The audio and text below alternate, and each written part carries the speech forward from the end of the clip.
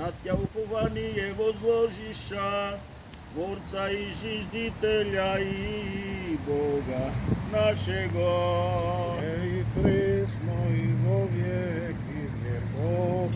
Аминь. Тебе истину и пристанище имами, и молитвеницу благоприятну Богу, Его же родила еси Богородице безневестная, верни спасение. Упокой ги Спасителу нас оправените Твоите чеда и всели. Благодарам на сите што присуствувате, знаете и бројноста не е поширно многу голема, меѓутоа колку сме и доволно сме.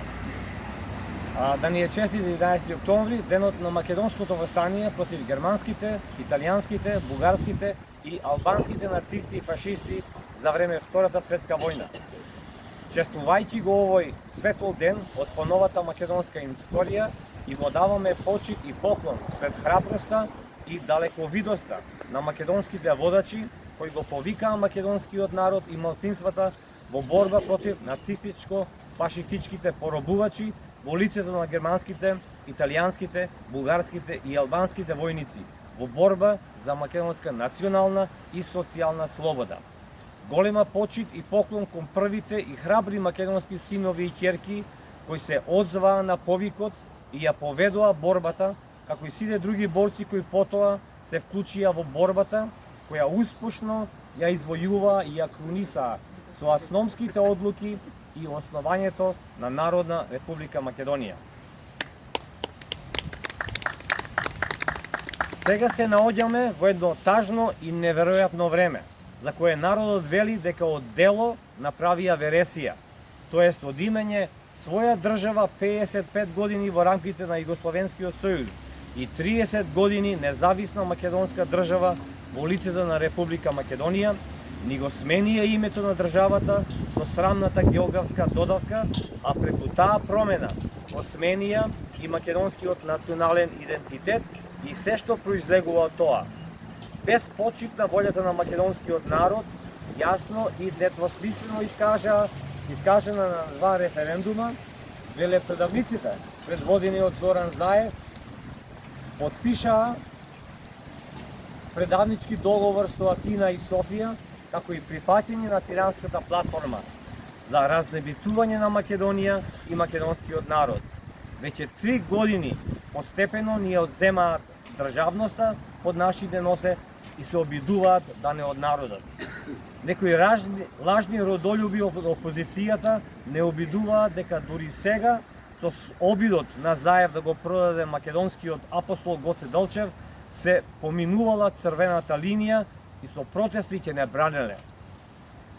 Треба да подсетиме дека црвената линија е пречекорена уште во далечната 92 година, кога тогашниот претседател Киро Глигоров прифати прием на Република Македонија во Обединетите нации по два дополнителни и незаконски услови, тоест прифаќање на условот да се разговара и преговара околу разликите за името и превремено обраќање околу обраќање доека не се најде решение. Се што се случи потоа, од промена на знамето, кога беше отстрането 16-кракото македонско златно сонце, преку криминалната приватизација и криминализација на целата држава, до последните велепредавнички договори, едноставно е незаконско, нелегитимно и неодобрено од македонскиот народ. Сето тоа е плод на скапано овошје кое мора да се исфрли во ѓубриште, за да не ги зарази здравите плодови. Или како што велат правниците, неправдата никогаш не води во правда.